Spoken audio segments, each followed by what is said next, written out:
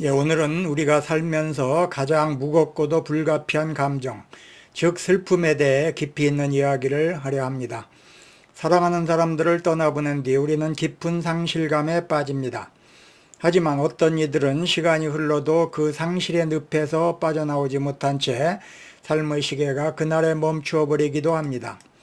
정신의학과에서는 이것을 단순히 슬픈 상태가 아닌 장기 슬픔 장애라는 진단명으로 정의하기 시작했습니다. 오늘은 이 아픈 이름이 우리에게 어떤 의미인지, 그리고 어떻게 다시 숨을 쉴 수 있을지 차근차근 짚어보겠습니다.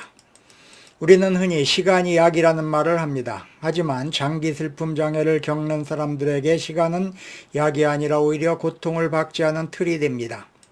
일반적으로 사별 후 겪는 강렬한 슬픔은 몇 달이 지나면서 서서히 일상의 기능을 회복하는 방향으로 흐릅니다.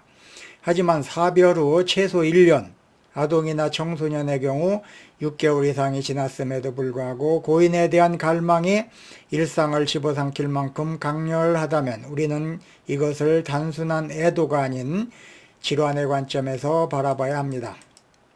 2022년 미국 정신의학회는 이것을 공식 진단명으로 채택했습니다. 이것은 슬퍼하는 사람을 환자로 낙인 찍기 위해서가 아니라 그만큼 전문적인 도움과 지지가 필요하기 때문입니다. 이 장애의 핵심은 정지에 있습니다. 고인이 없는 세상은 의미가 없다고 느껴지고 자신의 정체성 일부가 함께 죽었다고 믿게 됩니다. 고인을 떠올리게 하는 장소나 물건을 극도로 피하거나 반대로 고인의 유품에만 매달려 현실 세계와의 끈을 놓아버리기도 하죠. 감정적으로 마비된 상태가 지속되거나 세상에 대한 극심한 분노와 불신이 뿌리 깊게 자리 잡습니다. 마치 문 뒤에 사랑하는 사람이 꼭 들어올 것만 같은 착각 속에 살며 그 희망과 절망의 그 반복이 일상을 파괴하는 것입니다. 이것은 우울증과는 결이 다릅니다. 우울증이 세상 전체를 어둡게 본다면 장기 슬픔 장애는 오직 잃어버린 사람에게 모든 에너지가 집중되어 있는 상태입니다. 왜 누구에게는 이 슬픔이 유독 길고 가혹하게 찾아오는 것일까요? 연구에 따르면 갑작스러운 사고나 자살 혹은 자녀를 잃은 경우처럼 상실의 형태가 외상적일 때 그 위험이 큽니다.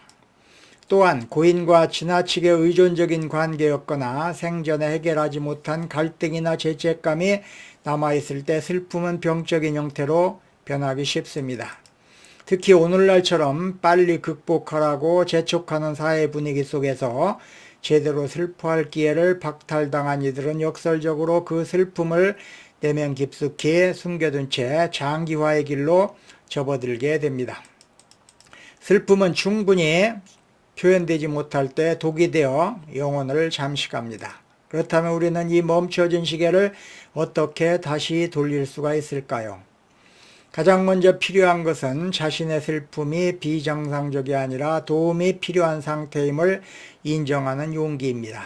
전문가와 상담을 통해 고인과의 관계를 재정립하는 과정이 필요합니다. 고인을 잊는 것이 아니라 고인을 내 삶에 부재하는 존재로서 새롭게 위치시키는 법을 배워야 합니다. 그를 기억하되 그의 죽음이 내 삶의 종말이 되지 않도록 경계를 세우는 연습이죠. 또한 사별, 자조 모임 등을 통해서 나만 이런 고통을 겪는 것이 아니라는 보편적인 공감을 얻는 것도 큰 치유의 힘이 됩니다. 슬픔은 단계별로 정복해야 할 과제가 아닙니다. 앞에서 말했듯이 슬픔은 사랑의 다른 이름이기에 우리 삶 속에 영원히 머물 수도 있습니다. 다만 그 슬픔이 당신의 삶을 파괴하는 것이 아니라 당신의 삶과 동행하며 조금씩 부드러워지기를 바랍니다. 만약 지금 이 순간 캄캄한 방 안에서 멈춰버린 시계만 바라보고 있는 분이 있다면 부디 그 아픔을 혼자 짊어지지 마세요. 당신의 슬픔에는 충분한 애도기간과 전문적인 손길이 필요할 뿐입니다. 이 이야기가 누군가에게 다시 한 걸음 내디딜 수 있는 작은 용기가 되었기를 바랍니다. 오늘은 장기 슬픔장애, 죽은 이가 내 안에서 떠나지 않을 때라고 하는 제목으로 살펴봤습니다. 시청해 주셔서 감사합니다.